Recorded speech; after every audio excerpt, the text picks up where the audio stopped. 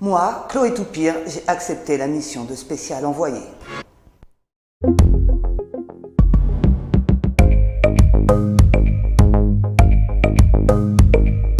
C'est bien ici que tout a commencé, à l'Institut des neurosciences de Bordeaux où Martin Nasmuche travaillait à l'époque. Dirigeant l'équipe Silver Helper, il est connu pour le dispositif Sphincter Control. Sphincter Control qui soulagea tant de personnes et lui valut le Nobel de la joie de vivre en 2041. Mais surtout une fortune qui se compte en milliards de bitcoins. Nasmuche enchaîne alors les donations. À l'animalerie des oiseaux chanteurs, on compte depuis plusieurs divas de l'opéra. À son retrait de la vie scientifique, en 2047, l'Institut sera rebaptisé en son honneur.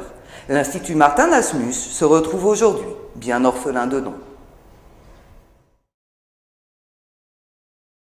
Je suis contre être gouverné par une IA parce que je pense que dans l'état actuel des choses et dans un avenir proche, voire lointain, l'IA ne pourra pas avoir de propre intentionnalité, et donc d'être gouverné par un algorithme, c'est à mon avis pas quelque chose de souhaitable. Pourquoi c'est pas souhaitable? N'ayant d'une part pas de propre intentionnalité, d'autre part n'étant que programmé pour répondre à un certain nombre de conditions prédéfinies, si des situations imprévues se présentent, elle ne sera pas capable de les prendre en considération. Ça, c'est le premier point. Le deuxième point, c'est que la morale, entre guillemets, de l'intelligence artificielle ne reflète que la morale des programmateurs, et que donc on pourrait, étant donné l'idéologie utilitariste qui prédomine dans notre société et chez ceux qui programment les intelligences artificielles, que les décisions ne soient prises que selon des principes utilitaristes et pas déontologiques. Il y a des choses et des situations dans lesquelles l'intelligence artificielle peut être une solution. Et on fait, parce qu'on a un équilibre entre la qualité qu'on gagne et on perd en utilisant l'intelligence artificielle. Mais ça est bien, dans mon avis, jusqu'à il n'est pas un complet contrôle, parce que complet contrôle, dans mon imaginaire, ça signifie que toutes les actions, toutes les prises de décision sont contrôlées, et aussi mon prise de décision. Et si ça, c'est pas il y a des situations où je veux décider pour moi-même, et je ne veux pas quelqu'un d'autre décider pour moi aussi, même si c'est pour le bien commun. Peut-être que parfois, le bien commun, c'est pas tant bien.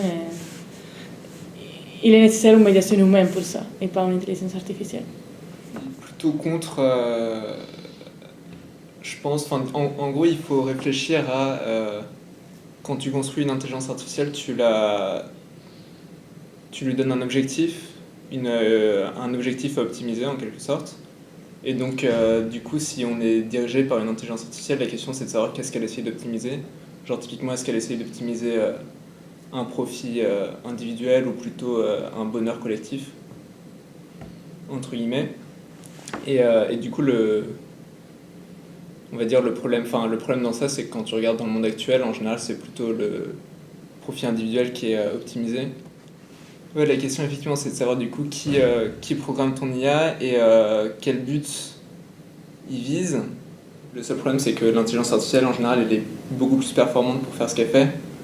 Du coup, si l'objectif actuel des intelligences qui nous gouvernent en ce moment, à savoir les intelligences humaines, c'est plutôt d'aller vers une lutte individuelle, et que tu remplaces ça par des intelligences artificielles, ça va être beaucoup plus extrême et beaucoup plus agressif, tu vois. Enfin, moi, C'est comme ça que je le vois. Donc contre. Ouais, plutôt contre. Ouais. D'accord. Quelque chose qui, finalement, présenté comme ça, ne fait pas du tout envie. Pour une raison simple, c'est que déjà, la prise de décision, c'est pas quelque chose qui peut être forcément du binaire. Alors, bien sûr, l'intelligence artificielle, ça va pas forcément être binaire, puisque c'est construit par l'homme, donc on va essayer de la complexifier. Mais on peut pas décider assez froidement de diriger des personnes, des humains, à partir d'une intelligence artificielle qui est froide, qui n'est pas dotée forcément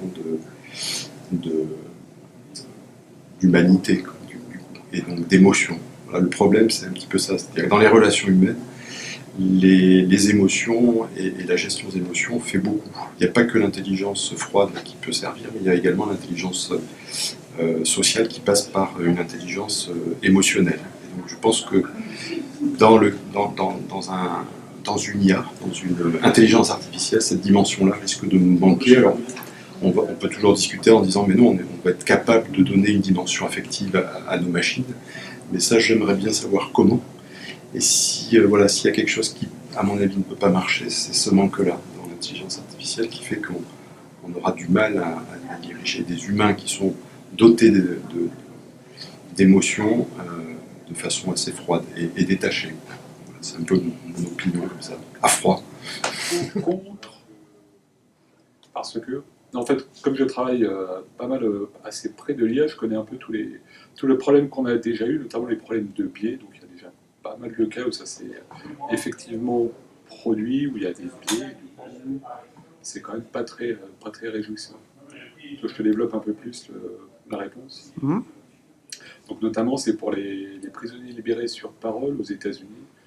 Ce qu'ils ont fait, c'est qu'ils ont fait travailler une IA qui a appris à dire oui ou non. Et ce qu'elle a fait, c'est qu'elle a pris tous les jugements qui existaient déjà et elle a bien appris à juger comme les juges aux États-Unis. Et in fine, si tu es pauvre et noir, tu resteras en prison et sinon tu auras le droit de sortir. C'est ce qu'on appelle les biais en IA. Et pour l'instant, on en est là. Donc ça me paraît assez dangereux de vouloir faire une IA qui prendrait des décisions, même si dans certains domaines, c'est déjà le cas. C'est compliqué, ça dépend de ce que ça implique, mais après, a priori, moi, je serais pas plus contre que être contre pas plus pour ou contre qu'un politicien qui a ses propres objectifs et qui sont cachés, par exemple. Si c'est une IA qu'on peut pas savoir quels sont ses objectifs clairs ou nous-mêmes avoir accès à cette machine. Donc si c'est une boîte noire dont on ne peut pas accéder aux différents boutons qu'on pourrait tourner, plutôt non. Et si par contre tout le monde peut y accéder et c'est transparent et qu'elle prend des décisions de façon transparente, je me dis que ça sera peut-être plus transparent que ce qui se passe maintenant. Après, est-ce que une telle intelligence artificielle est capable de prendre des décisions qui font sens du point de vue des humains et pas avoir des décisions qui sont complètement jugées arbitraires et incompréhensibles pour les humains? Ça, c'est aussi un point important. Alors du coup, si c'est pas la boîte noire, qui c'est qui contrôle cette machine? Du coup, pour le côté de transparence, donc il pourrait y avoir, on imagine, différents niveaux de transparence. Donc un niveau de transparence, juste on peut consulter les registres de l'IA, voir pourquoi elle a pris telle décision ou pourquoi elle a fait ça. Et après, peut-être que pour savoir justement ajuster, disons, les paramètres pour, en général, ou comme c'est le cas pour Parcoursup par exemple, parce que c'est toujours l'histoire que ça a été une boîte noire, etc. Et comment elle prend les décisions, c'est toujours un sujet de débat, donc je pense qu'il y a encore du chemin à faire jusque-là. Mais effectivement, de savoir qui peut paramétrer, ça c'est quelque chose qu'il faut discuter, et effectivement, c'est pas forcément utile que n'importe qui s'amuse à bidouiller ça. Enfin, faut être sûr de bien comprendre ce qu'il y a derrière, quoi. Là, mon exemple, c'est les véhicules autonomes. Donc, pour l'idée en soi, et je la trouve très très bien, mais pour l'instant, il y a eu beaucoup de problèmes, il y a eu des accidents, donc c'est pas. Donc, je pense que dans le futur, ça va être quelque chose de très très bien si on arrive à vraiment perfectionner la chose. Mais pour l'instant, oui, on est encore au balbutiement, donc ça, on a encore des problèmes. Donc plutôt contre. Donc je pense qu'il y a du bien dans l'intelligence artificielle, mais pour l'instant, on est au début. Donc il faut vraiment qu'on réfléchisse sur où on peut aller, où est-ce que ça peut aller. Donc là, pour l'instant, je pense qu'on n'a pas tous les éléments qui peuvent répondre à cette question. Donc là, moi, je dirais plutôt contre. Parce que on ne sait pas où on va, donc... Et sinon, plutôt pour, si c'était possible? Si c'était possible, oui. Pour remplacer la prise de décision? Pour remplacer la prise de décision, oui, parce que je pense qu'il y aurait peut-être moins d'erreurs commises par les humains, donc oui, je pense que ce serait plutôt une bonne chose. Donc on est ici dans la volière des oiseaux du Yémen et on m'a demandé mon avis sur cette histoire d'intelligence collective qui puisse diriger éventuellement la mégapole de Bordeaux, donc qui dirige la mégapole de Bordeaux, puisque c'est ça. Eh bien, personnellement, évidemment, c'est perturbant comme idée. Hein. On a beau faire de l'intelligence artificielle, on connaît assez rapidement ses limites. Voilà. Après, finalement, si c'est mieux que les politiques actuelles, c'est peut-être pas très très étonnant. Entre intelligence des politiques actuelles ou intelligence artificielle, difficile de choisir. Plutôt tendance à dire que la meilleure option serait d'aller plutôt vers l'intelligence collective. Mais voilà. Ce qui serait intéressant, effectivement, c'est de la placer comme outil au service d'une volonté collective, au service du développement d'échanges entre les humains, qui permettrait une vraie intelligence collective. Donc en intelligence collective, j'entends un système qui serait plutôt à l'écoute d'un grand nombre, plutôt que d'écouter quelques voix particulières, avec des égos qui se mettent en avant, ce qui donne des politiques aberrantes qu'on peut connaître aujourd'hui, qui sont probablement moins efficaces qu'une décision d'intelligence artificielle, et qui elle-même, à mon avis, n'est pas optimale non plus. On est, je pense, capable de faire beaucoup mieux encore que l'intelligence artificielle, en tout cas de ce que j'en connais aujourd'hui.